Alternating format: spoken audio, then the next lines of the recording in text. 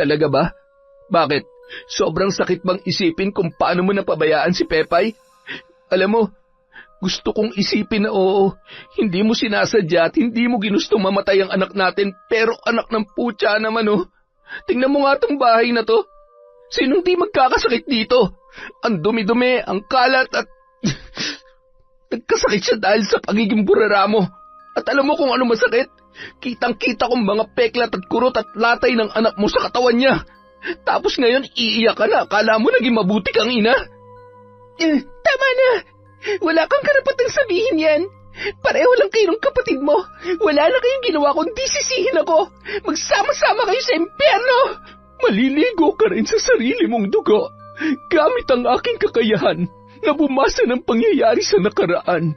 Nakikita ko kung ilang taon ang sinaktan mo nang walang kalaban-laban at lalo na kung anong ginawa mo sa kapatid ng aking pinakamamahal na manugang na labis na nagdadalamhati ng dahil sa'yo.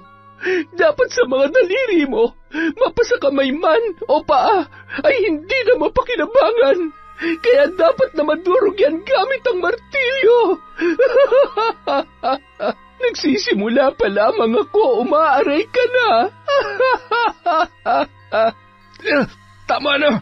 Bakit mo ako pinahihirapan? Magpakita ka! Papatayin kita! Taon 2016. Si Quijor, 9:00 ng gabi, panay ang kamot ng batang si Pepay sa kanyang buong katawan, maging sa kanyang ulo. Umiingit-ingit pa yon, dahilan para mapabalikwas naman si Baby, ang ina ng bata na nasa 6 na taong gulang pa lamang. Sinabayan pa yon ng pag-ubo ni Lolo Fred, tatay naman ng asawa ni Baby. Ay naku, kung bata ka, natulog ka na naman, hindi naglilinis ng katawan mo. Nakakainis, hindi rin ako makatulog sa... Ano ba naman? Parang may gumagapang sa balat ko. Ay, kaliligo ko lang naman kanina bago matulog ah. Isa pa tong tandan to. Hoy, magpatulog ka naman. Gabi-gabi na lang ako napupuyat sa kakaubo mo. Tubig, pahingin tubig at makati ang lalamunan ko. Baby! Ay, bahala ka dyan. Nakakainis. Tubig. Bigyan mo ko ng tubig. Oo na. Hindi ka ba marunong maghintay, ha? Padabog siyang naglakad papunta sa kusina. Nagkalat ang gamit sa mesa at ganun din ang hugasin sa lababo. Napangyuwi pa yon nang muntik na siyang magapangan ng ipis. Sa sala naman ay wala rin sa ayos maging ang pwesto kung saan nakalagay ang katamtamang laki ng papag na nagsisilbing higaan ng matandang may sakit at noon ay nag-uulyanin na rin. Makikita kung gaano na kakapal ang alikabok sa sahig at maging ang agiw sa kisame at dingding. Bagamat malinis sa katawan ang babae ay hindi maalam sa gawaing bahay at sadyang tamad yun. Kaya naman mula nang magtrabaho ang asawa niya sa Maynila ay wala ng kaayusan ang kanilang bahay. Hay, ang hirap naman kapag walang ibang maasahang kumilos dito sa bahay. Ang dami kong hugasin bukas tapos maglalaba pa. Dumagdag pa sa alalahanin ko, matandang to. Buti sana kung nandito yung anak mo eh. Ay. Matapos kumuha ng tubig ay naiinis na lumapit yon sa matanda na patuloy pa rin sa pag-ubo. Nanginginig ang kamay ni Lolo Fred na inabot ang isang baso ng tubig. Baby, nagugutom ako. Gusto ko ng gatas. Aba, ayos ka rin talaga ah. Anong akala mo sa akin ha? Utusan? Hello? Pasalamat ka't nagtsatsaga akong aligaan ka para sa anak mo. Pero alam mo ba, sukang-suka na ako sa'yo. Nagagalit ka sa akin. Hindi na lang ako iinom ng gatas. Kaya lamang ay nagugutom ako, baby. Nang makapasok na sa kwarto ang babae, ay pinagpag niya ng kaunti ang sapin ng kanilang kama na halos nang gigitata na dahil ilang linggo niya nang hindi napapalitan. 3 basket na rin ng labahin ang noon ay punong-puno na dahil tinatamad pa yon maglaba. Mas marami pang panahon yon para mangapit bahay at makipagtsismisan o di kaya naman ay magsugal at uminom kasama ang kanyang mga kaibigan na wala ring ibang inatupag kundi puro bisyo. Gutom! Gutom ako, baby! Pepay! Gutom si Lolo! Manahimik ka nga dyan, tanda! Hindi ka nakakatuwa! Kung ako lang sa labas kita patutulugin eh! Puiset! Para kang hindi pinakain kanina! Ay, nakakainis talaga! Makati po, nanay! Ay, ano ka ba naman, Pepay? Huwag mong kamutin at magtatanong na naman ng papa mo kapag nakita niya yung pantal at sugat mo. Ano ba naman kasi at hindi mo pa magawang asikasuhin ang sarili mo? Puros kayo pabigat sa buhay ko! Ay! Mababakas ang maraming kagat ng lamok sa braso at paa ng bata. Marumi rin ang kuko sa kamay at paa, ganun din ang suot noong damit na hindi man lamang pinalitan ng kanyang ina kahit nakita na ang lagay noon. Sa tuwing sumasapit ang gabi, maririnig ang huni ng mga bubwit na animoy naghahabulan sa buong kabahayan.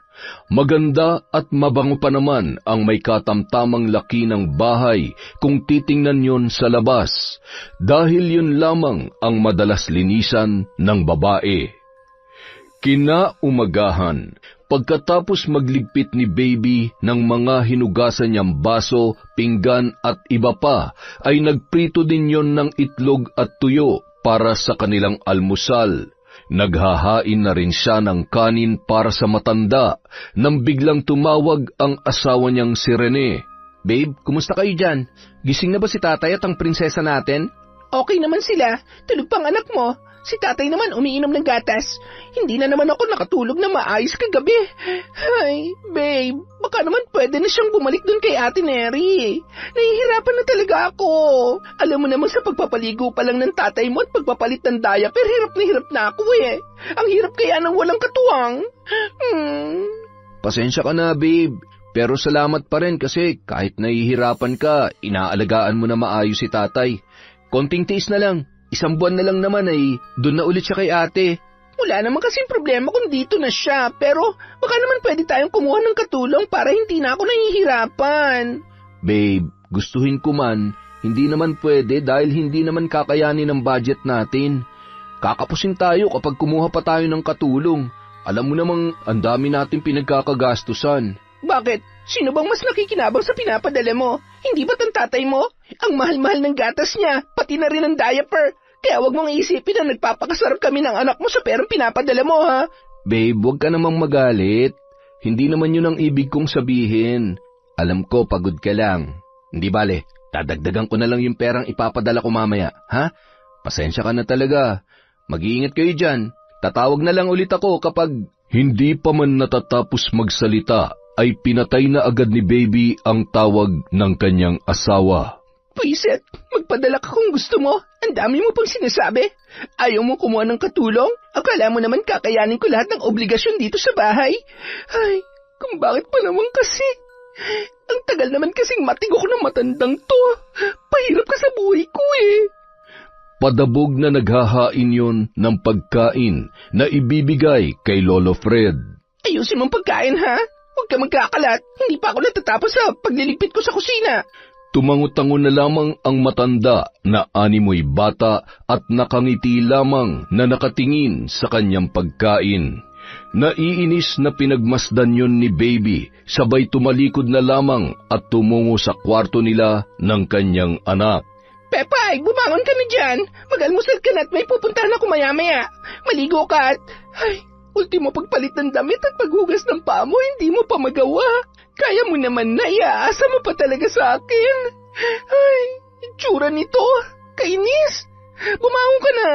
Maligo ka muna bago ka mag-almusal, ha? Kahit 6 na taon pa lamang ang kanyang anak, ay hindi niya na yon inaasikaso. Madalas kapag walang pasok, iniiwan niya lamang ang bata sa bahay habang nagsusugal o nakikipag-inuman. Bagamat bata at sabik sa laro ay halos inaabot yon ng gabi sa labas. Kapag nadatnan naman yon ni Baby, lalo na kapag mainit ang ulo nito, ay madalas niya yung napapalo. Ilan sa mga kapitbahay ang nakakapansin sa gawin ng babae, ngunit hindi naman nila pinakikialaman yun. Batid rin nila na madalas nung pinagagalitan na parang bata ang ama ni Rene. Samantala, habang nag-aalmusal ang mag-asawang sina Neri at Alvin, gayon din ang nag-iisa nilang anak na lalaki na si Renren, ay tumawag naman sa kanila si Rene. Hindi kasi mapakaliyon at nababatid niyang hirap na nga ang kanyang asawa sa pagbabantay sa kanilang ama. Pasensya na kayo ni Kuya Alvin ha. Usapan naman talaga natin na tig-anim na buwan tayo sa pag-aalaga kay tatay. Kaya lang, naaawa na ako kay baby. Mukhang nahihirapan talaga siya. Wala namang problema. Dapat sinabi mo na agad. Di bale, isa sa mga araw na to ay susunduin na namin si tatay doon. May kailangan lang muna kaming tapusin ngayong linggo. Kaya hindi muna namin siya masusundo agad. Pero baka makadaan kami doon bukas. Kukumustahin din namin na mag-ina mo. Salamat ate ha. Pasensya na talaga ha. Ay, okay lang bunso. Huwag ka na mag-alala. Ikaw, kumusta ka dyan? Okay lang naman ako ate. Nakakamiss na kayo at nakakapagod magtrabaho dito pero kailangan magtiyaga para sa pamilya eh. Ganun talaga. Sabi ko naman sa'yo, ibang-ibang buhay binata sa may asawa na eh. Pero okay lang naman yan. Ang importante, maibigay mo ang pangangailangan ng pamilya mo at maayos ang kalagayan nila. Miss ko na rin si tatay at si Renren. Lagi ring hinahanap si Pepay. Paano kasi, sabik sa kalaro at ngayong pasukan na, hindi ko na gaanong hinahayaang lumabas, lalo na ngayong nauusang dengue. Nakakatakot kaya. Dengue? Oo, dito at maging sa Karatig Barangay. Paalalahanan mo yung asawa mo na ingatan ang unikaihan nyo ha. Dapat lagi ring malinis ang bahay. Baka mapuno ng lamok yon. O sige na, ingat ka na dyan bunso. I love you. I love you too ate. Ingat din kayo dyan ha. Salamat. Mukhang problemado yata si bunso ah. Siguro nag-away sila ni baby. Ay. Di naman mawawala yun sa mag-asawa. Ano ba raw ang problema? Wala naman siyang ibang sinabi maliban kay tatay. Dad, kailangan na natin kunin dun si tatay. Nahihirapan na daw si baby. Siyempre, nasanay kasi yun na nakaasa na lang lahat kay Rene. Ngayon nasa malayo ang asawa niya, malamang sa malamang, mahihirapan talaga siya. Ay, bisitahin muna natin sila bukas, Dad, ha? Tapos, sa susunod na linggo, sunduin na natin si tatay. Tapusin muna natin ang pagde-deliver ngayong linggo ng mga order sa ating coco jam at peanut butter. Sige, Emi. At para makita rin natin ang lagay nila doon. Pwede naman na dito muna si Obet at si Nanay kapag nandito na ulit sa atin ang tatay mo para kapag busy tayo, may mag-aasikaso sa kanya. Ay, salamat, Dada. Buti na lang at napakabait ng mister ko. Napakaswerte ko talaga sa'yo at ng anak mo. Mi, higit na mas maswerte ako sa'yo. At obligasyon ko na pasayahin ka at ang anak natin. Oh, tingnan mo. Tatahi-tahimik lang yan, pero ang dami na naman nakain. Patingin nga ng tiyan si Daddy. Gusto ko pa nga po, Daddy. Mami, gusto ko pa po ng egg. Oh, ayan. Sige lang anak ko, kumain ka lang at mahirap na. Baka mangayayat ang taba-ching-ching namin. Dahil araw ng Sabado noon, isinama nila sa pagde-deliver si Renren gamit ang kanilang sasakyan. Kung minsan naman ay iniiwan nila yon sa nanay ni Alvin na si Lola Weng. Samantala, nang matanggap ni Baby ang padala ng kanyang asawa, ay napalitan ang inis nito ng magandang ngiti. Nak, Pepay, bantayan mo munang lolo mo ha. Dito ka lang sa loob at may pupuntahan lang ako. Gusto ko pong sumama, Mama. Please po. Ay nako, hindi marunong umintindi. Kasasabi ko lang diba, babantayan mong lolo mo at baka mamaya kung ano pa mangyari dyan, ako pang masisi. Hoy tanda, huwag ka magkakalat ng dumi dyan sa higaan mo ha. Subukan mo lang at hindi kita pakakainin mamaya. Mama, bakit po pinagagalitan niyo si Lolo Fred? Hindi ko siya pinagagalitan. Sinasabihan ko lang. Baka kung ano naman ang sabihin mo sa tatay mo kapag tumawag. Pipingutin ko yung nguso mo. Sige na, uulitin ko. Huwag kang lalabas. Tumango na lamang ang bata, sabay umupo sa higaan ng kanyang Lolo Fred.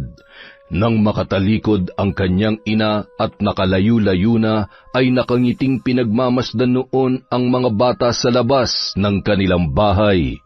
Bumalik yon sa higaan ng kanyang lolo. Lolo, pwede po ba akong lumabas saglit? Magrararo lang po ako. Sige apo, huwag ka magtatagal at baka bumalik na yung masungit na babae. Sino nga yun? Si Mama po yun, Lolo. Opo, nakakatakot si Mama kapag nagagalit. Huwag niyo po akong isusumbong, Lolo, ha? Mabilis na tumakbo sa labas ng bahay si Pepay at nakipaglaro sa mga batang noon ay masayang naghahabulan. Bandang 5:00 ng hapon, sakay ng van ang mag-anak matapos mag-deliver sa karatig lalawigan. Dadaanan nila si Lolo Fred bago umuwi sa kanilang bahay. May dala rin silang prutas at tinapay bilang pasalubong. Mami, pwede po kami maglaro ni Pepay? Oo naman, anak. Alam ko namang miss mo na ang pinsan mo. Kaya lang, hindi tayo gaano magtatagal doon, ha? Sa susunod na linggo, sa bahay naman natitira si Lolo, kaya siguradong mapapadalas ang pagdalaw ni Pepay at ng tita mo. Maiba ako, Mi.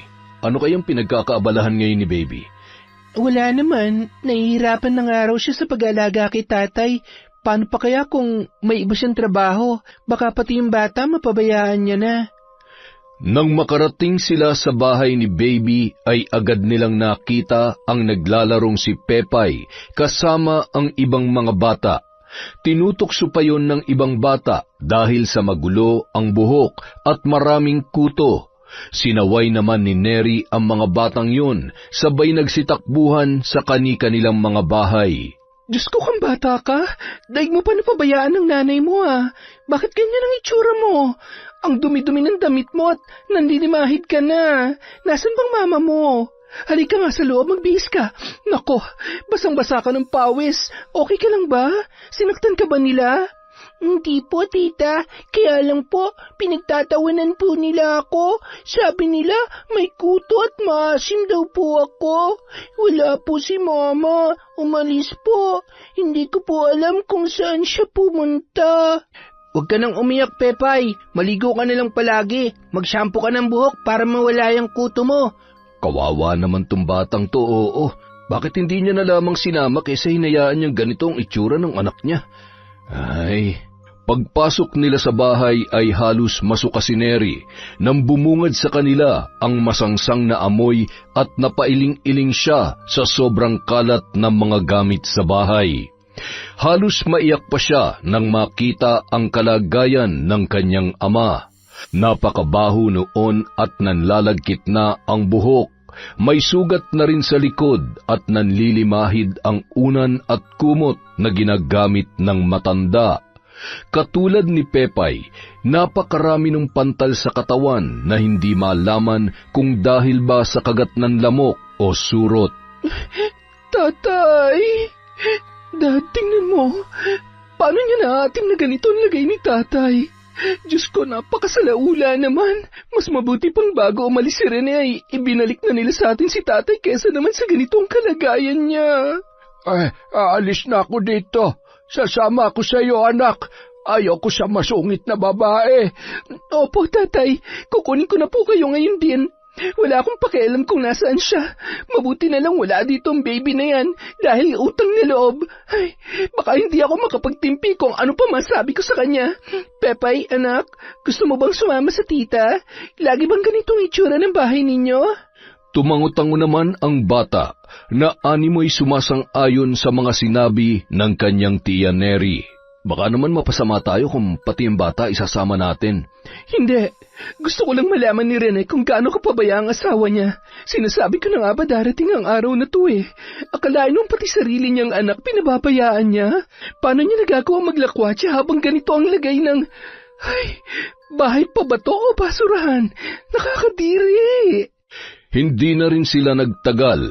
Kumuha si Neri ng damit para kay Pepay at dahil marami namang naiwang damit si Lolo sa kanilang bahay ay hindi na sila nagdala ng mga naluma na at marumi ang pagkakalabang damit. Pinaliguan muna ng madalian ni Neri ang kanyang pamangkin at binihisan. Maliban sa pantal ay nakita niya rin ang mga pasa at latay nito sa katawan. Hindi ko mapapalampas ang kapabayaan niyang ito.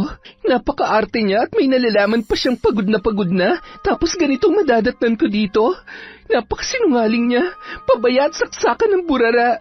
Hawak ni Renren ang kamay ng kanyang pinsan palabas ng bahay at binuhat naman ni Alvin si Lolo Fred para isakay sa kanilang van.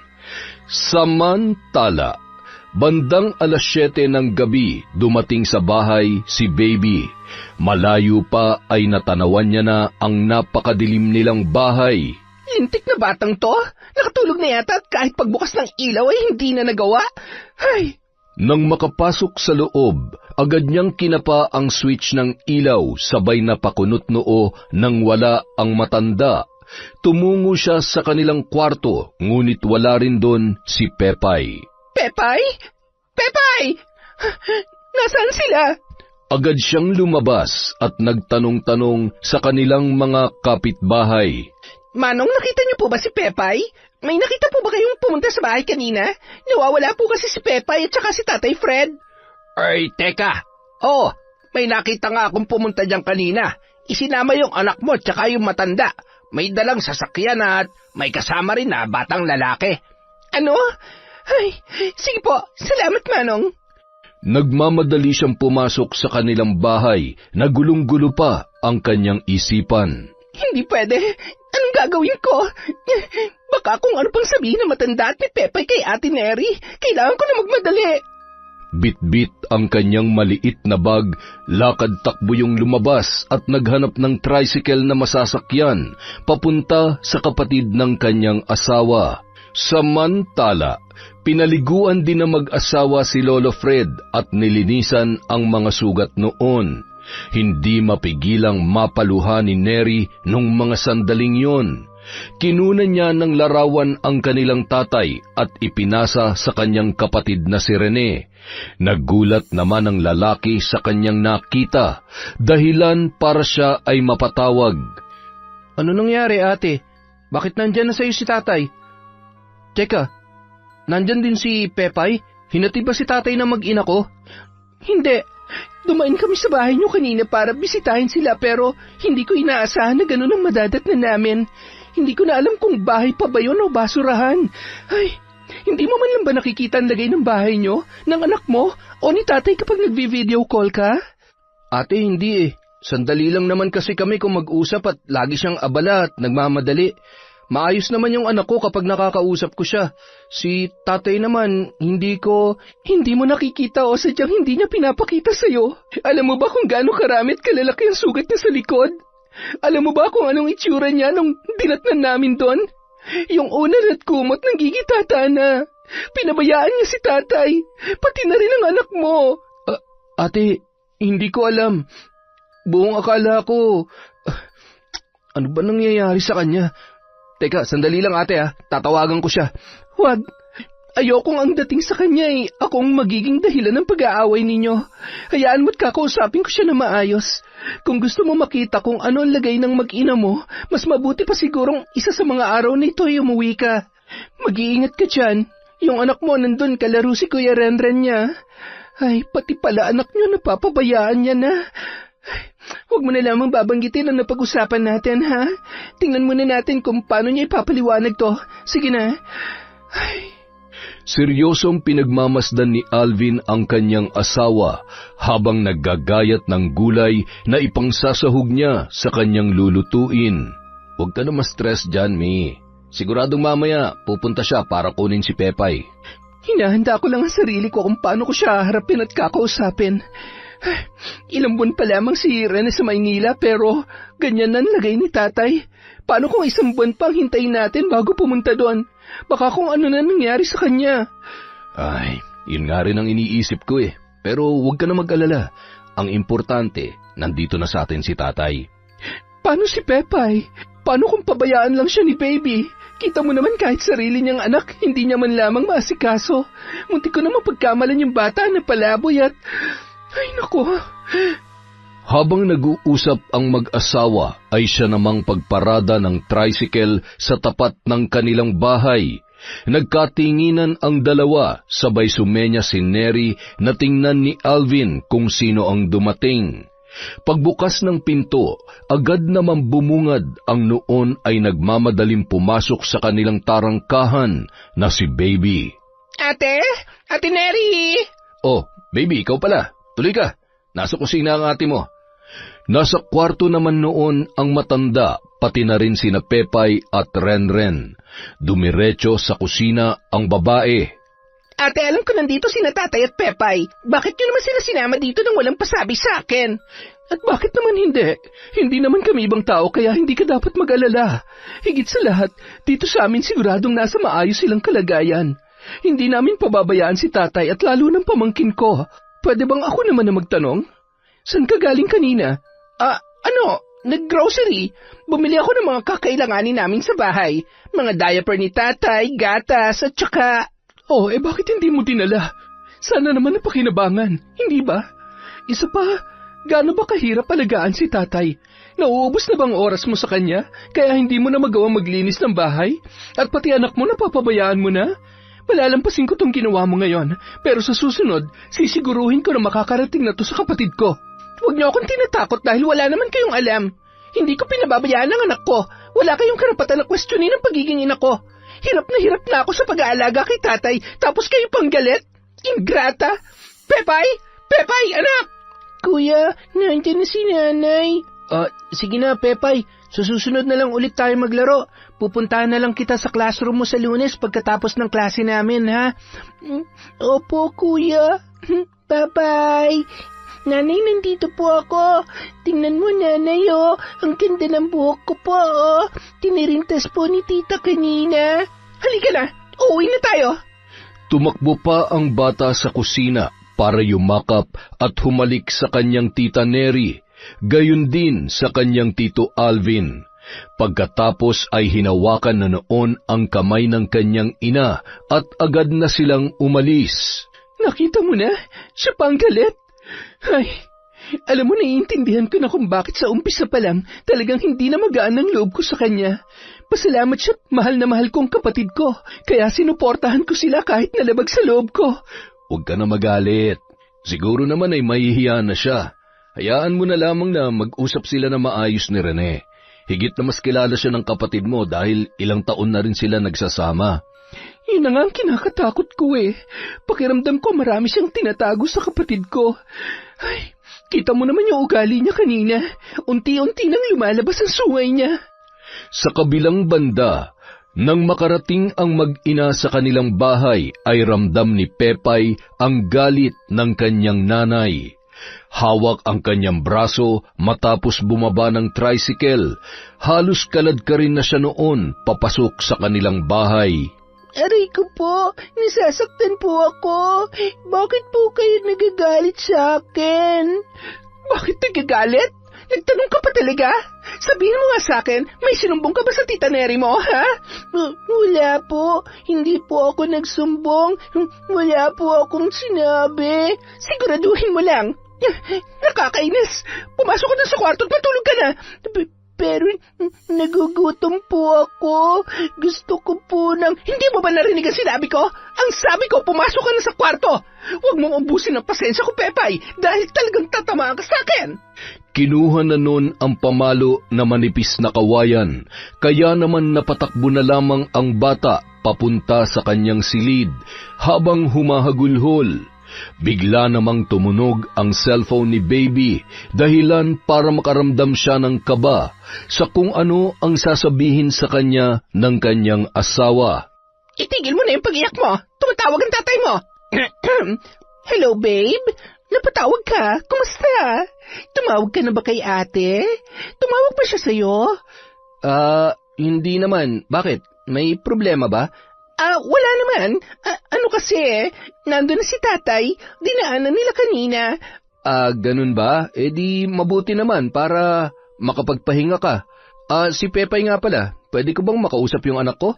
Ay, naku, napagod sa kakalaro kanina. Ganun ba? Kumain na ba siya? Ang aga niya naman yatang matulog ngayon.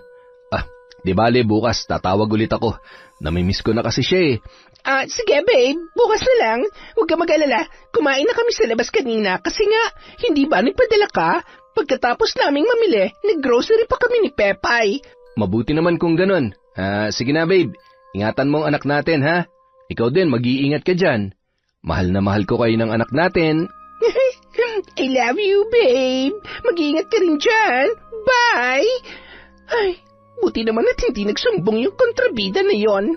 Nagpalinga-linga yun sa kanilang sala at nang makita ang naiwang hinigaan ng matanda ay agad siyang kumuha ng sako at isinilid agad yun sa loob. Dapat sa mga to sinusunog.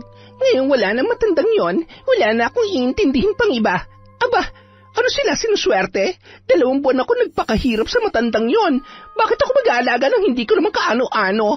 Ni hindi ko nga naranasan na mag-alaga ng sarili ko magulang tapos, over my dead body. Ay, buti na lang talaga panalo ako sa sugal at nagkita kami ni Brandon. Kaya lang, wala na. Tuluyan na nasira ang araw ko dahil sa nangyari na yon. Busog pa naman ako. Siguro naman, nagmerienda ang batang to sa bahay ng kontrabida niyang tiyahin. Makatulog na nga rin. Pinagpaganya na lamang ng bahagya ang sapin ng kanilang kama at maya-maya lamang ay mahimbing na siyang nakatulog. Bandang 12:00 ng gabi, nagising yun nang biglang maramdaman ang labis na init at sinabayan pa ng panginginig ng buong katawan ni Pepay. Pepay? Anak? Pepay, Diyos ko, inaapoy ka ng lagnat. Mama? Nakaramdam ng labis na pagkabahala si Baby nang makita niya ang pagdurugo ng ilong ng kanyang anak. Agad niyang kinarga ang bata at kinuha ang kanyang bag, sabay patakbo na pumunta sa paradahan ng tricycle. Manong, dalhin mo kami sa ospital. Bilisan mo! Anak, Pepay, ano ba nangyayari sa iyo? Nang makarating sa ospital ay agad naman yung inasikaso ng mga nurse at doktor. Matapos masuri ang dugo at maobserbahan, napag-alaman nila na may sakit na hepatitis A ang bata at bagsak na bagsak ang platelets count ng dahil sa dengue. Lumipas ang 3 araw, hindi niya pa sinasabi ang totoong lagay ni Pepay sa kanyang asawa, lalo na't kapabayaan niya ang dahilan ng pagkakasakit noon. Maliban sa pinamamahayan na ng lamok ang kanilang bahay, ay maduming paligid din ang dahilan kung bakit nagkaroon ng hepatitis ang bata. Anong gagawin ko? Paubos ng tago kong pera. Hindi na sapat to para makabili ng gamot na irereseta sa kanya bukas. Ay, sasabihin ko na ba? Bakit ba naman kasi nangyayari to? Buisit naman talaga eh. Habang pinagmamasdan ni Baby ang muka ng kanyang anak na noon ay hindi umiimik at tila ba natatakot pa na mapagalitan ng kanyang ina nung mga sandaling yon. Halatang halata ang panghihina ng bata at tila nahihirapan din sa paghinga. Nung araw ding yon, maliban sa kulay itim nitong dumi ay mayroon na rin yung mga pasa, pagsusuka ng may dugo, at may dugo na rin ang kanyang gilagid. Tinapat na rin si Baby ng doktor na kritikal na ang kondisyon ng bata. Hindi pwede mawala sa akin ang anak ko. Gawin niyo lahat. Buhayin yung anak ko kahit anong mangyari. Pakiusap. Pagalingin niyo siya. Pepay, hindi mo naman iiwan si nanay, hindi ba? Nay, napapagod na po ako. Gusto ko nang magpahinga. Si tatay, wala pa po ba siya? Gusto ko pong makita si tatay. Basta, huwag kang susuko, ha? Huwag kang mag-alala. Tatawagan at pauwi natin ang tatay mo. Hindi mo kami pwedeng iwan. Ipangako mo yan. Kung hindi, magagalit sa'yo si nanay. Ay, naku, Diyos ko. Alam kong marami akong pagkukulang bilang ina. Marami akong kasalanan, pero huwag naman pong ganito. Ako na lang po ang pasakitan nyo. Ibigay nyo na lang po sa akin ang sakit ni Pepay. Dahil sa lagay ng bata ay napilitan na siyang tawagan si Rene para ipaalam ang totoong sitwasyon ng kanilang anak. Babe, sorry. Alam ko magagalit ka kaya hindi ko agad sinabi sa iyo eh. Ano bang nangyayari? Pinapakaba mo naman ako eh. Kahapon tawag ako ng tawag, hindi mo naman sinasagot. Babe, pwede bang umuwi ka na?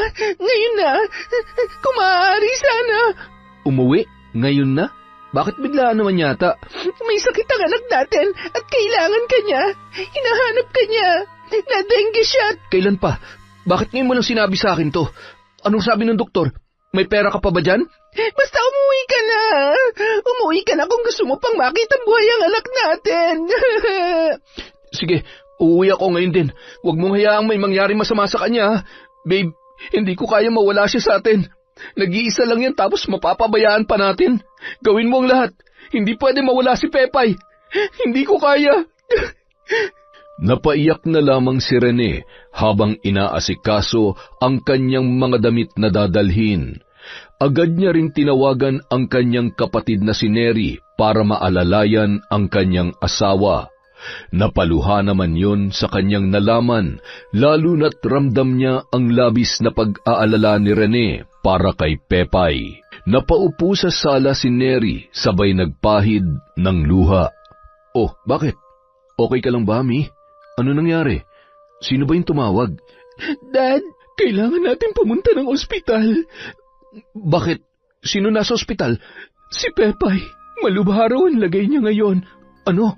Diyos ko naman, oo. Yan ang nga bang sinasabi ko eh. Ay, sandali lang at kukunin ko yung bag mo. Agad nang umalis ang mag-asawa at inihabilin muna nila si Lolo Fred sa nanay ni Alvin. Nagmadali naman pumunta yon dahil hindi gaanong kalayuan ang bahay nito. Asawa ko, sinusundo mo na ba ako? Ay, bitawan mo nga ako. Balain naman. Ulyanin ka na nga talaga. Hindi ako ang asawa mo at lalong hindi akong sundo. Pero kung gusto mo nang magpasundo ay sabihin mo lamang sa akin. Matutulungan kita dyan. Ay, ikaw pala yan, balae. Ikaw nga. Hanggang ngayon ba nambabarang ka pa rin? Shhh! Marinig ka naman ng apo natin. Pambihira ka talaga, oo. Oo naman. Gusto mo bang subukan? Biro lang. Sapat na ang pagiging ulyanin mo. Ay, buti na lamang at magkasundo tayo dahil kung hindi ay makakatikim ka talaga. Ay, siya nga pala. Balita ko ay salbahe ang asawa ng bunso mo. Ano na nga ang pangalan nun? Ay, si Pepay. Hindi. Yung apo mo yun eh. Yung ano? Tao ba yan o hayop? Baka tao na may ugaling hayop. Ay, teka, si Baby. Tama, si Baby yon, yung babae masungit. Ay, ayaw ko sa masungit na yon. Galit siya sa akin. Sasaktan at hindi ako bibigyan ng pagkain. Magugutom ako at mamamatay. Ay, nakakaawang matanda to, oo. Buti na lamang at mahal na mahal ako ng mga anak ko at mukhang hindi ko mararanasan kay Neri ang pinagdaraanan mo sa manugang mong yon.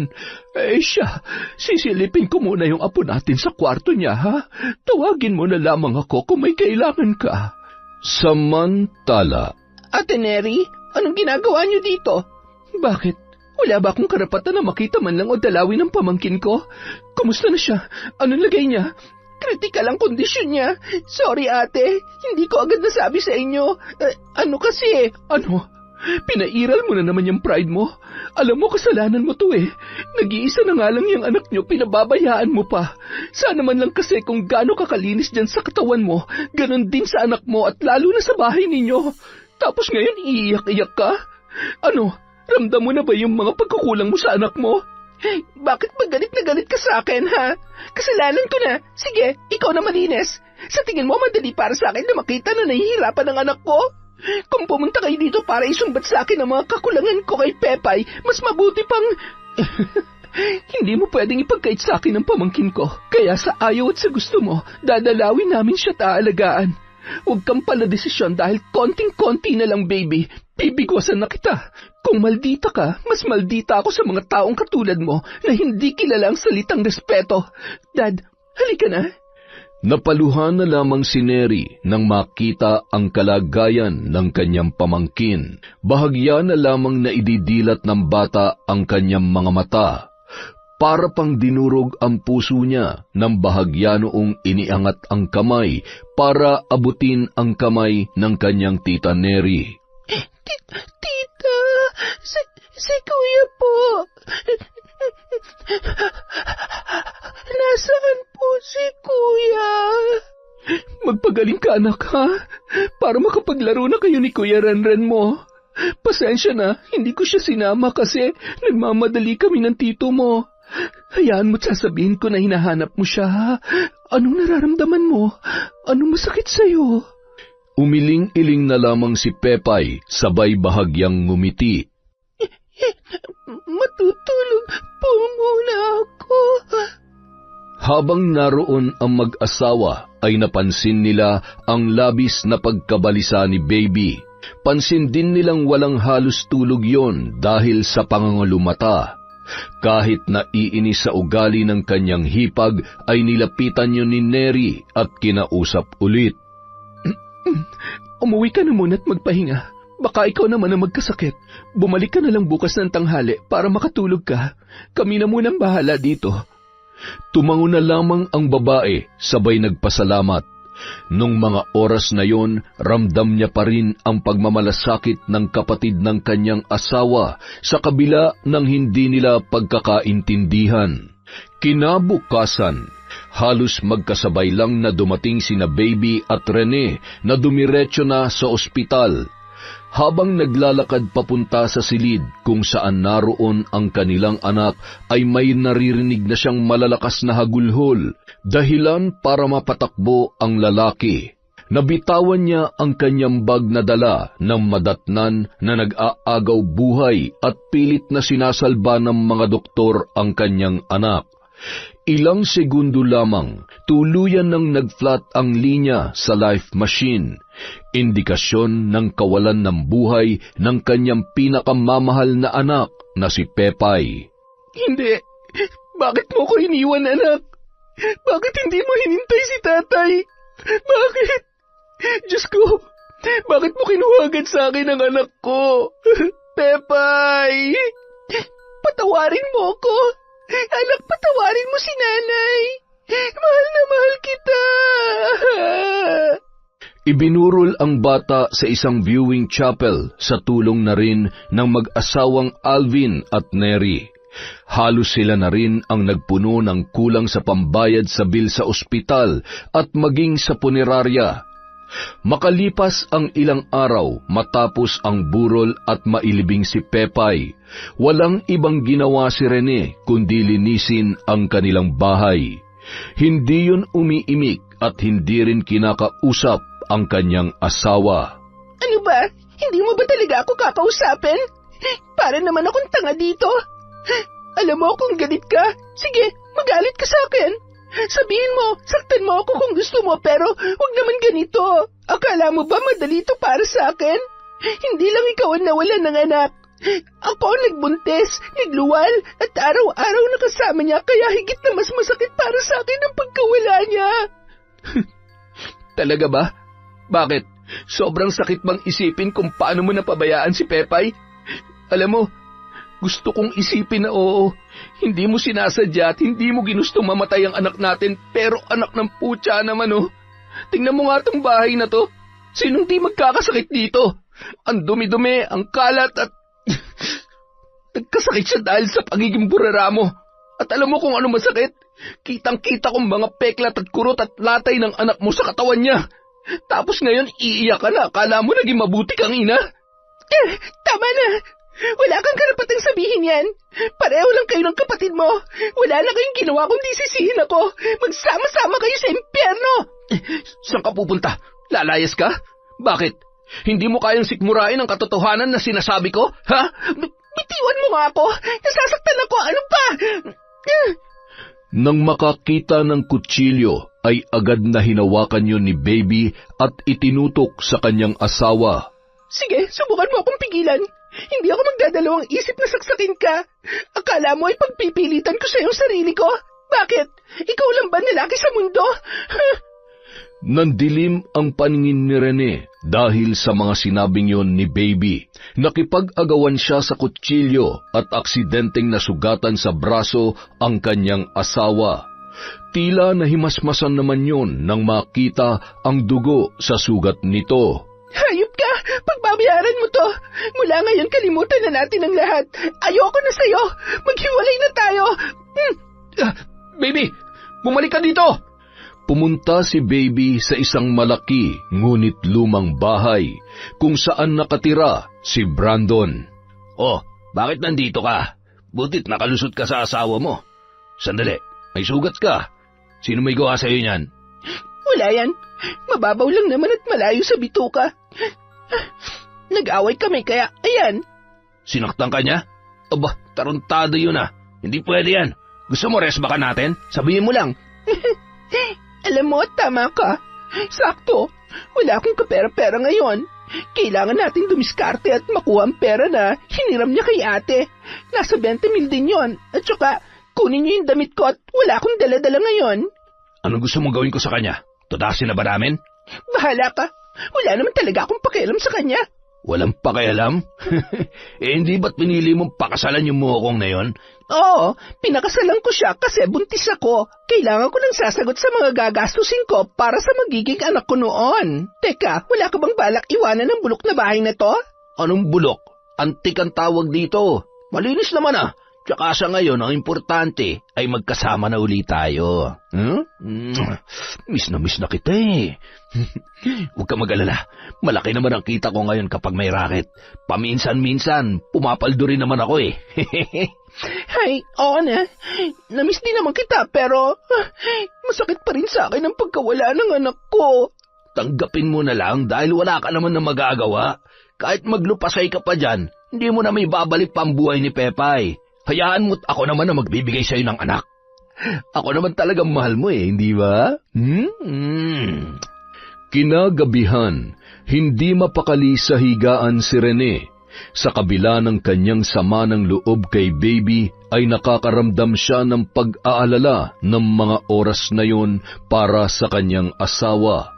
Ilang sandali lamang ay bumangon yon para buksan ang pintuan. Nagmamadali pa yon sa pag-aakala na si Baby ang kumakatok. Sandali lang, nariyan na!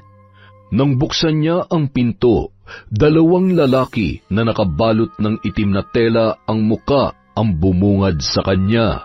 Ha? Sino kayo? Anong kailangan niyo sa akin? Itinulak ng dalawa ang pinto para tuluyan silang makapasok at walang awang pinagbubugbog at pinaghampas ng tubo sa iba't ibang parte ng katawan si Rene. Ano, kaya pa? Ha? Huwag kang lampa! Bumangon ka dyan! Tama na! Nakikiusap ako! Mahawa kayo sa akin! Tol, kawawa naman! Tara na! Anong tara na? Upakan kita dyan eh! Halugugin mo ang kwarto! Hanapin mo yung pera. Sige, tol. Huwag mo papatayin yan, ha? Ayaw ko makulong. Bilisan mo na. Ang dami mo satsat, eh. Ikaw gulping ko dyan, eh. Nang makuha ng kasama ni Brandon ang pera sa aparador, agad na rin tumakbo papaalis ang dalawa. Gumapang naman papunta sa kwarto si Rene na noon ay duguan ang ulo at unti-unti nang nandidilim ang paningin. Nang makarating sa kanilang kwarto ay kinuha niya ang cellphone na nasa ilalim ng unan at tinawagan ang kanyang ate na si Neri. Sa kabilang banda, napabalikwas naman si Alvin nang marinig ang tunog ng telepono ng kanyang asawa. Hello, bayaw, napatawag ka. Tulog na ang ate mo. Kumusta? Babalik ka na ba sa Maynila bukas? Kuya, tulungan niyo ako. Hello? Rene? Ano ba nangyayari?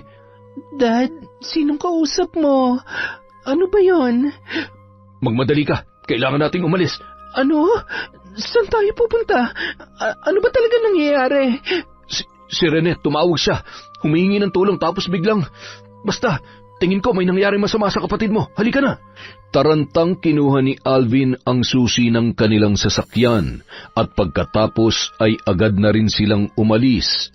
Nang makarating sa bahay noon ay nakabukas ang pintuan. Nakapatay ang ilaw sa sala kaya naman hindi nila nakita ni Neri ang dugo sa sahig at naging sanhi pa ng kanyang pagkadulas. Hinanap ni Alvin ang switch ng ilaw. Ilang segundo lamang ay isang malakas na sigaw ang pinakawalan ni Neri nang makita ang napakaraming dugo sa kanyang damit at kamay. Dugo? Rene? Diyos ko, ano nangyari dito? Nasaan ang kapatid ko? Agad namang napasigaw si Alvin na makita ang walang malay na si Rene na naliligo sa sarili niyang dugo. Nagpupumalahaw si Neri na makita ang lagay ng kanyang kapatid. Niyakap niya yon at pilit na ginigising habang humihingi naman ng saklolo sa mga kapitbahay ang kanyang asawa. Nagtulungan ang mga yon na maisakay sa van si Rene at maisugod sa ospital. Naging kritikal ang kondisyon ng lalaki dahil sa pagdurugo ng kanyang utak. Sumailalim yon sa operasyon, ngunit matapos maoperahan ay hindi pa rin yon nagigising at idineklara na coma patient. Hindi ako pwede magkamali. Sigurado may kinalaman ng babaeng yun sa nangyari sa kapatid ko. Hindi ko maintindihan kung bakit kailangan pagdaanan to ni Rene. Napakabait niya. Lahat ng pagsusumikap ay ginagawa niya para sa pamilya niya. Bakit siya pa? Bakit kailangan niyang pagdaanan ng lahat ng ito? Huminahon ka, Mi. Magdasal na lang tayo na isa sa mga araw na ito, magising na siya at malaman na natin kung ano talaga nangyari sa kanya. Isa pa, pasasaan ba't makikita rin natin ang baby na yon? Magkakaroon din ng kasagutan ng mga tanong natin. Paano ko kakalma? Kamamatay lang ng pamangkin ko tapos ngayon nag-aagaw buhay naman ang kapatid ko. Siya na lang ang natitira kong pamilya. Hindi ko nakakayanin na mawala pa siya. Nangako ako kay Nani na kahit anong mangyari, poprotektahan ko ang kapatid ko. Ipinapangako ko, ako mismo maghanap sa babaeng yon. Sisingilin ko siya sa lahat ng kasalanan niya sa akin. Isinusumpa ko. Niyakap na lamang ni Alvin ang kanyang asawa para kumalma ang matinding emosyon na nararamdaman niya noong mga oras na yun. Isang araw, habang namimili sa palengke si Neri ay isang pamilyar na babae ang natanawan niya mula sa di kalayuan. Nakakapit yon sa braso ng lalaki na tila ba walang kaproble-problema sa buhay. Ang kapal talaga ng pagmumukha ng babaeng ito. Habang yung kapatid ko naghihirap sa ospital, ikaw parang ahas na nakikipaglingkisan sa ibang lalaki. Wala ka talagang konsensya at kahit konting delikadesa sa katawan. Nilapitan niya si Baby, sabay hinila ang may kahabaang buhok noon. Aray! Ano pa? Huwag ka mag-iskandalo dito, nakakahiya! Bitiwan mong girlfriend ko, kung hindi kahit babae ka, upakan kita. Hindi ako natatakot sa'yo, kahit gaano ka pakalaki at kung saang impyerno ka man nanggaling. Girlfriend mo to? Kailan pa? Alam mo ba na may asawang babaeng kinakalamtari mo o baka planado niyo ang lahat? Paano mo naaatim na lumandim at tapos mamatayan ng anak, ha? Hindi ka man lamang nagluksa? Alam mo ba kung ano nangyari sa kapatid ko? O kayo may kagagawan nun sa kanya? Ano? Kayo ba? Sagutin niyo ang tanong ko. Bitiwan mo nga ako. Sobra ka na, ha? Wala ka nang ginawa kundi sisihin ako sa lahat. Nakipag-iwalay na ako sa kapatid mo kaya wala na akong alam sa kung ano man ang nangyayari sa kanya. At pwede ba? Huwag ka masyadong nagmamagaling at umaasta na mas nanay ka pa ni Pepay kesa sa akin. Dahil sa totoo lang, hindi mo naman siya kaano-ano. Hindi siya anak ng kapatid mo. Huh? Anong sabi mo? Hayop ka talaga. Manloloko ka. Hindi kita mapapatawad. Hoy, kahit mamatay man ako, hindi ako lalapit para humingi ng tawad sa'yo. Sige, tandaan mo yung sinabi mo.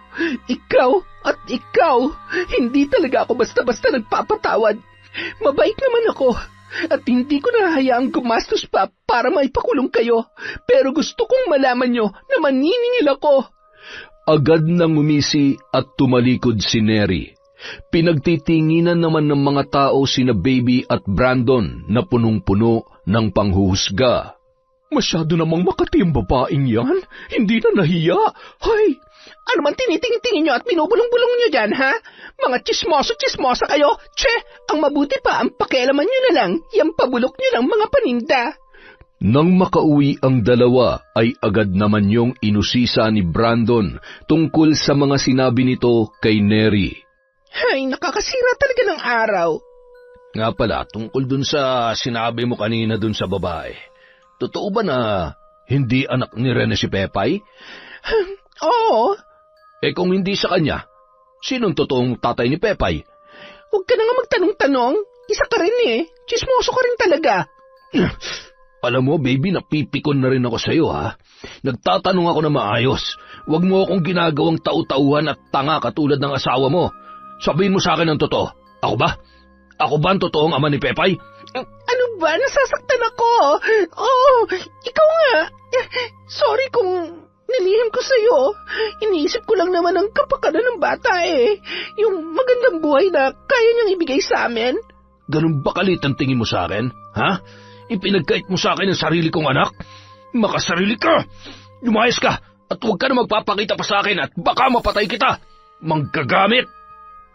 Kinaladkad yon ni Brandon palabas ng tarangkahan ng bahay. Nagmamakaawa naman si Baby at patuloy na kinakalampag ang nakasarang lumang gate. Brandon, maawa ka sa akin. Huwag mo naman gawin sa akin to. Wala na akong ibang mapupuntahan. Buksan mo to. Buwisit talagang buhay to. Nung sumunod na araw, Nay, sige na po. Turuan niyo ako. Gusto kong ako mismong tumapos sa dalawang yon, lalong-lalo na sa bruhang babaeng yon. Aray ko naman sa bruha. Hindi nga pwede, Neri. Hindi ganong kadali ang pag-aaral sa paggamit ng itim na kapangyarihan.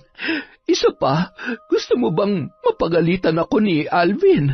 Kapag nalaman niya na tinuruan kita dyan sa gusto mong mangyari, ay baka itakwil ako ng anak ko. Hindi ko nga sinasabi na tuloy pa rin ako sa pambabarang at siguradong... Ay, basta sabihin mo na lang sa akin kung anong gusto mong gawin sa dalawang yon. Humanap ka ng larawan na pwede kong gamitin sa ritual. Heto, Nay. Ito po ang larawan nila. Nakita ko sa isang social media account ni Baby. Kahapon ko lamang nalaman kung gaano kasinungaling ang babaeng yon. Mula sa pagpapaako niya sa bata at kataksilan niya mula umpisa pa lang ng relasyon nila. Ginamit niya lamang ang kapatid ko. patuloy na nag-usap ang dalawa at pinagplanuhan kung anong pagpapahirap ang gagawin nila kina Baby at Brandon. Pagsapit ng gabi, masayang nakatanaw si Neri sa maitim na ulap ng kalangitan na may kasama pang pagkulog at pagkidlat. Siguradong sa mga oras na ito ay nagsisimula na sa pagre-ritual si Nanay. Gusto ko na sa susunod na pagdalaw ko sa ospital, may maganda na ako may babalita sa kapatid ko. May paghihiganti ka na namin, bunso. Samantala, ay, ano na naman bang ginagawa ni Nanay? Masilip nga. Kanina pa bulong ng bulong eh. Di ako makatulog na maayos. Teka, aba, sabi ko na nga ba eh. Huli ka ngayon. Tulungan niyo at pagtibayin ang sumpa ng sakit at kamatayan para sa mga taong nagkasala at hindi nararapat ng kapatawaran. Bulaga! Lagot ka! Isusumbong kita kay Kuya. Sabi na nga ba hindi talaga kayo marunong pagsabihan eh. Kulit niyo talaga, Nay. Tigil niyo na nga yan. Sino na naman bang binabarang niyo? Ay, aba, kung makapagsalita ka parang akala mo akong anak mo ah. Ano, ako na magmamano sa'yo? Huwag mo akong pinakikialaman at alam ko kung ano ang ginagawa ko. Yang bibig mo, itiko mo yan. Kung ayaw mong, tahiin ko yan ang pinakamahabang karayom na pantusok ko dito sa manika ko. Ay, wala kang respeto. Kita na nagre-ritual ay bigla kang sisingit dyan. Masagin ko kaya yung itlog mo. Lagyan mo ng gapas yung tainga mo para hindi mo ako marinig. Pinapainit mo ang ulo ko eh. Humanda ka talaga sa akin mamaya, ha? Mag-uusap tayo. Nay, sorry na. Joke lang po yun. Sige ho, tudasin nyo na yung mga yan. Galingan nyo para mabawasan ang masasamang nilalang dito sa mundo. Nagpatuloy naman sa pagriritual ang kanyang ina. Ramdam niya na ang kakaibang enerhiya, init ng hangin na pumapasok mula sa bukas na bintana ng kwartong yun. Malayo sa mga kapitbahay ang kanilang tinitirhan, kaya naman malaya yung naisasagawa ng matanda. Samantala, habang umiinom ng alak si Brandon at nakaupo sa kanyang sala, ay nailuwa niya yun. Ang pait ng lasa. Ayos naman to kanina. Bakit parang amoy kalawang at nabubulok na? Ay, kakasipilyo ko lang naman. Tumayo yun para itapon ang natitirang laman ng bote nang biglang mawalan ng lakas ang kanyang mga binti na sinabayan ng labis na pananakit na animoy minamartilyo ang kanyang mga buto sa paa at daliri. Ang sakit! Ano nangyayari sa paa ko? Lintik na! Pilit yung tumayo kaya naman natumba ulit at nabasag ang hawak nitong bote na tumama naman sa kanyang muka. Napunit ang balat niya sa pisngi, sabay bumulwak ang dugo. Samantala, maliligo ka rin sa sarili mong dugo, gamit ang aking kakayahan na bumasa ng pangyayari sa nakaraan.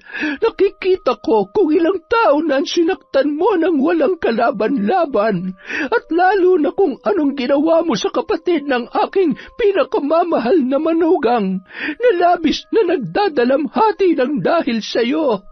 Dapat sa mga daliri mo, mapasa kamay man o paa, ay hindi na mapakinabangan. Kaya dapat na madurog yan gamit ang martilyong ito. Nagsisimula pa lamang ako ay umaaray ka na kaagad. Ilang segundo lamang ay narinig ng lalaki ang nakakatakot na bulong ng halakhak. Tama na! Bakit mo ako pinahihirapan? Magpakita ka! Papatayin kita! Ay, masyadong matapang. Anong ipinaglalaban mo, ha? Kumalma ka lang. Masyado mong pinapaiksi ang pasensya ko. Maghintay ka lang dahil ito na ang magiging katapusan mo, Pogi. Hindi mapigilan ni Brandon na damputin ang mga basag na bubog sa sahig habang gumagapang ang lalaki. Nanginginig ang duguan niyang mga daliri sa kamay habang inilalapit niya sa kanyang bibig ang bubog. Ayan! Nguyain mo na maigi, hangal! Hindi ako pwede mamatay! Ayoko pang mamatay!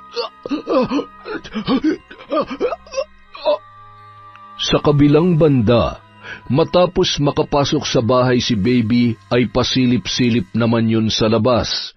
Inilak niya ang pinto para makasiguro na walang basta-bastang makakapasok doon. Wala ring dapat makakita sa kanya dahil nababatid niya na may alam na ang mga yun sa mga nangyari. Hindi pwedeng malaman ni Neri na nandito ako. Ay, maalikabok, pwede na to. Buti na lang may pagkain pa dito. Kung hindi, mamamatay na ako sa gutom. Kailangan mong umisip ng paraan kung paano kumita ng pera at magpakalayo-layo. Ay, pero paano? Teka, ibenta ko kaya tong bahay. Tama, ang talino ko talaga. Agad yung nagpunta sa kwarto at hinanap ang mga dokumento ng bahay. Nang makuha ay napangisi pa yun at tatayo na sana nang biglang umikot ang kanyang paningin, sabay na bitawan ang plastic envelope na kanyang hawak. Nahihilo ko't nahihina. May nakain ba akong sira? Bakit ko Hindi ko maimulat ang mga mata ko. Ang sakit ng tiyan ko. At bakit parang ang lamig?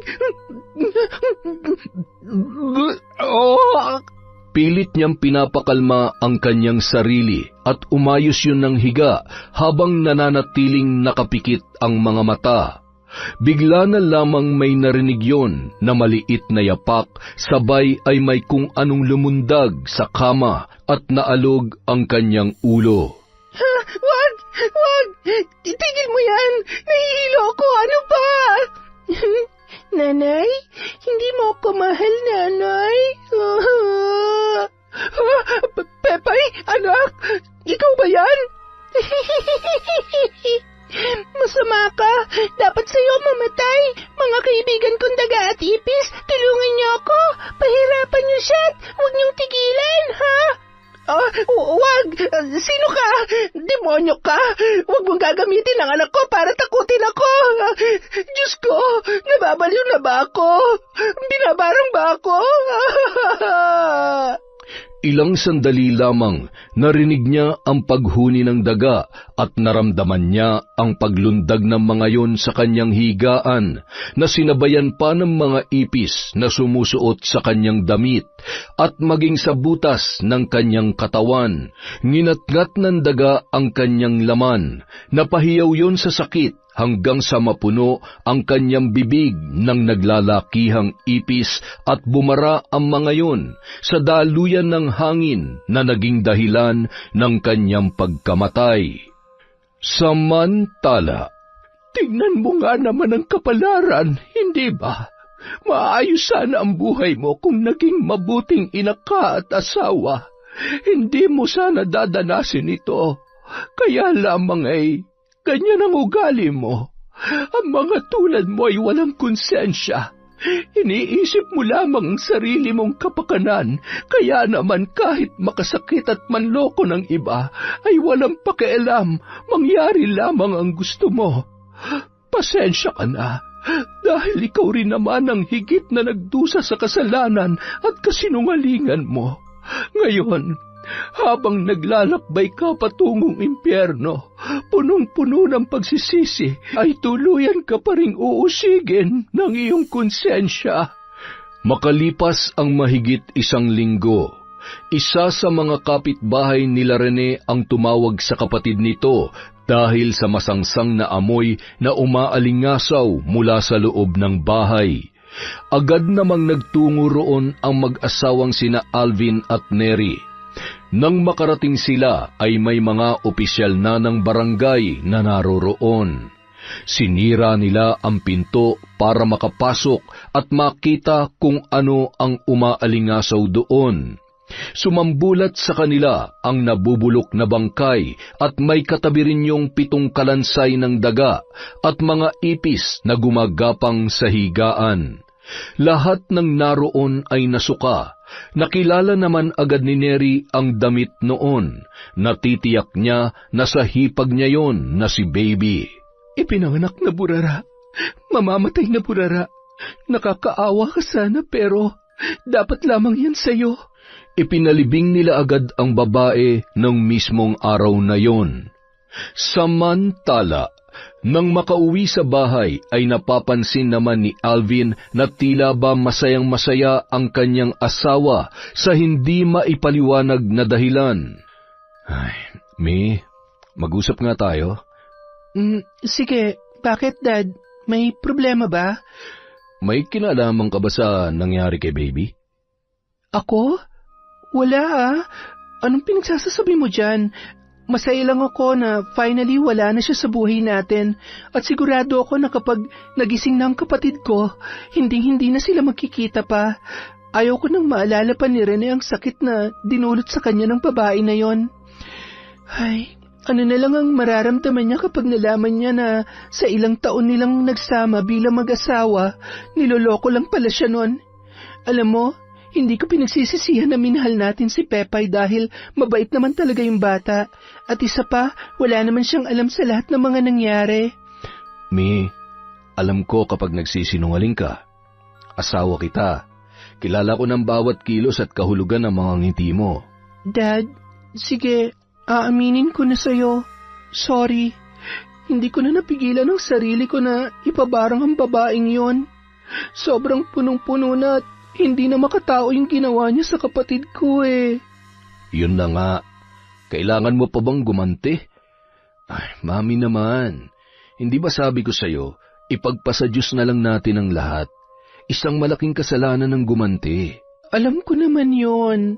Pero bago naman ako nagdesisyon na ituloy ang plano ko laban sa kanila, paulit-ulit ko nang hinihiling sa Diyos na sana mapatawad niya ako sa gagawin kong kasalanan. Kung hindi ako mapapatawad ay tatanggapin ko yon. Kung sakali mang mapadpad din ako sa impyerno kapag namatay ako, gusto kong siyang unang-una kong makikita doon. Napailing na lamang si Alvin at umalis. Tumungo yon sa bahay ng kanyang ina. Nay, buksan niyo to. Patay, mukhang galit yata. Lagot, ayan kasi. Sabi ko naman sa inyo eh, ayaw nyo kasing makinig. Nagsumbong ka ba? Malilintikan ka talaga sa akin. Hindi po. Ay, siya, sabihin mo, ano, oo, masama ang pakiramdam ko kaya tulog na tulog pa, ha? Ay, tuturuan nyo pa talaga ako magsinungaling. Agad namang lumabas si Obet para pagbuksan ng tarangkahan ang kanyang kuya Alvin. Walang sabi-sabing dumiretso yon sa isang silid kung saan naroon ang mga gamit ng kanyang ina. Wala siyang nakita na kahit isang bakas doon. Wala na rin ang altar na noon ay pinagdadasalan ni Lola Weng. Bahala ka dyan. Sa tanda ko ba namang ito ay maiisahan mo pa ako? Kung diskarte lang naman ang pag-uusapan, wala kayong panama sa nanay ninyo. Masyado kayong mababait. Ano bang hinahanap mo, kuya? Ay, nilinis na namin ni nanay yan. Nasaan na yung mga gamit ni nanay dito? Wala na. Binaon na namin yun matagal na. Ay, isa ka rin sinungaling, pitikin ko yung nguso mo eh. Tumungo yon sa kwarto ng kanyang ina na noon ay animoy tulog na tulog. Nay, kuya, huwag mong awayin si nanay. Masama ang pakiramdam niyan. Nahihilo raw siya. Sus, malamang sa malamang alam niya nang pupunta ako dito kaya... Ay, Nay, hindi po ako natutuwa na pinagbigyan niyo ang hiling ng asawa ko. Sana ito na ang huling beses na makikiusap ako sa inyo. Mas masaya hong mamuhay na wala tayo nasasaktan na ibang tao. Bumangon na kayo dyan at halata namang gising kayo at nagtutulog-tulugan lang.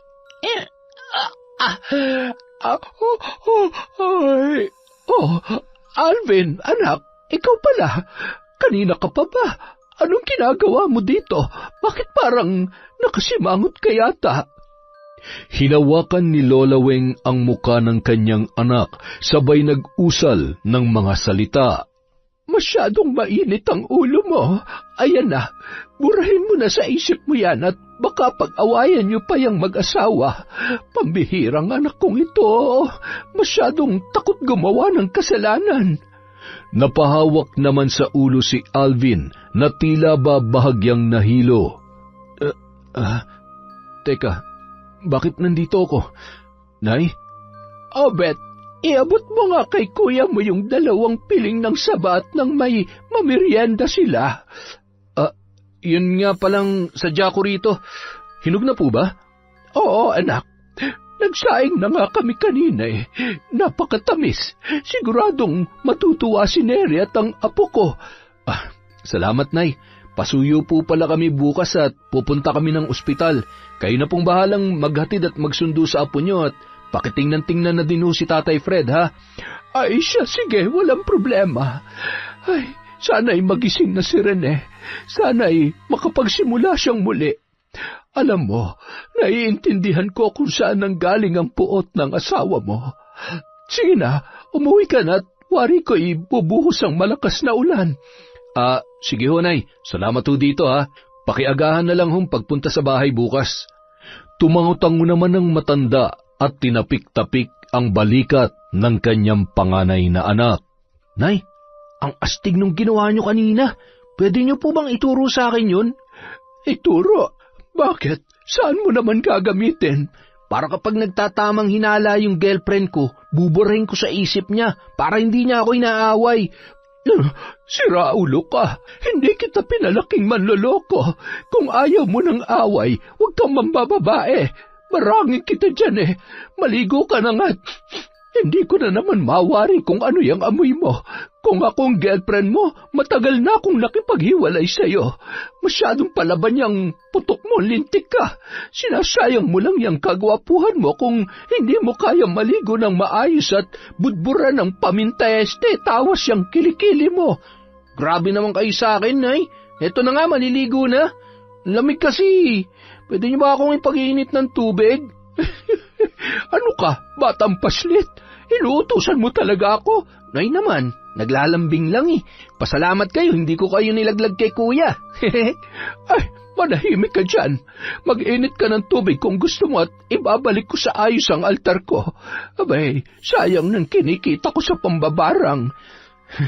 Nanay talaga oh. Sige kayo, kapag kayo nahuli ni kuya, walang mahuhuli kung walang magsusumbong. Ay, oo naman po. Teka, Noy, pahingi pala ng 500 bukas ha. Para saan? Ano na naman ang pagkakagastusan mo? Nangako po kasi ako sa girlfriend ko na kakain kami sa labas eh. Kulang na po yung pera ko. Bakit kasi nag-girlfriend ka nang wala pang trabaho? Sa tingin ko isa lang ang solusyon dyan sa problema mo. Ano po yun ay? Makipaghiwalay ka na. Wala akong may bibigay sa'yo. Wala nga akong 100, 500 pa kaya. Tsaka mo na ako kausapin kapag nakaligo ka na. Huwag mo rin akong kakausapin tungkol sa pera at wala ako niyan. Kinabukasan, bandang 9:00 ng umaga nang makarating sa ospital ang mag-asawa, ay isang magandang balita ang bumungad sa kanila mula sa doktor at mga nurse na nag-aalaga kay Rene. May mga senyales na po na isa sa mga araw na to, posibleng magising na ang pasyente. Kaya wala na po kayong dapat ikabahala.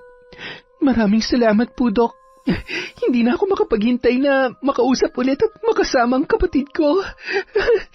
Sabi ko naman sa iyo gagaling siya. Alam mo, sa dami ng pinagdaanan niya, alam ko na darating ang araw, mararanasan niya pa rin ang maging masaya. Malay mo, makatagpo pa siya ng taong kaya rin siyang mahalin at alagaan. At higit sa lahat, yung hindi siya lolokohin. Tama ka. At kapag dumating ang araw na yon, ako na yata ang pinakamasayang ate sa buong mundo. Salamat din, Dad, ha. Salamat kasi lagi kang nandyan. Sa dami ng mga nangyari nitong nakaraan, hindi ko alam ang gagawin ko kung wala ka. Salamat sa pagmamahal mo sa akin at maging sa kapatid ko. Napakaswerte ko dahil napakabuti ng puso ng asawa ko. I love you, me. Yon! Isa na naman pong malupit na kwento mula sa Kwentong Enteng. Maligayang araw po ng Lunes sa inyong lahat. Meron po tayong shout out. Simulan po natin kay Celia Tolentino. Hi po kay Vilma Bautista, kay Aida Sikander. Hello po kay Rosalina Bugayong, kay Meng Moral. Shout out din po kay Aneng Lee. Hi po kay Beth Mercado, kay Rose Jule Paulo, Nadine Usman. Hello po kay Kim Bara, kay Mamalin Agpoon from John Chris. Hello po sa Osmeña family of Gumaca, Quezon, kay Mafe at kay Jack Omanya. Hello po kay Marife Ramos, kay Lydia Lopez, kay Finky Rusi 14, kay Christy Gaitan, Desiree de los Santos. Shout out po kay Robert Crimen, kay Roslyn Jimenez, kay Chris Gel Mamado, kay Analie Vallega, kay Resel Galope, kay Glory Marinas. Hello po kay Bicolanang Magayon, Prince Lloyd Diaz. Hi din po kay Rebecca Lopez, kay Chat Advincula, kay Vicky Abut, kay Eric Manzo, kay Froilan Ranyada. Hello po, happy birthday po. Tama po ba, Ma'am Febe Ranyada? Hi din po kay Maren Nila Cervantes. Shout out kay Alma Naong, kay Marilu Francisco, kay Josie Aniban, kay Manisan Mamot Mapadtaya. Hello po kay Malia Torres, kay Kata Leha Soto, kay Jack Jack. Hello po sa Ledesma, Grefaldia family. Hello din po kay Arlene Alarte at sa anak niya na palaging nakikinig. Hello. Hello din po kay Adrian, Sean, Sam, Sebastian from Chonchamkeb. Hello po kay Arlene Gumansing, Charlene.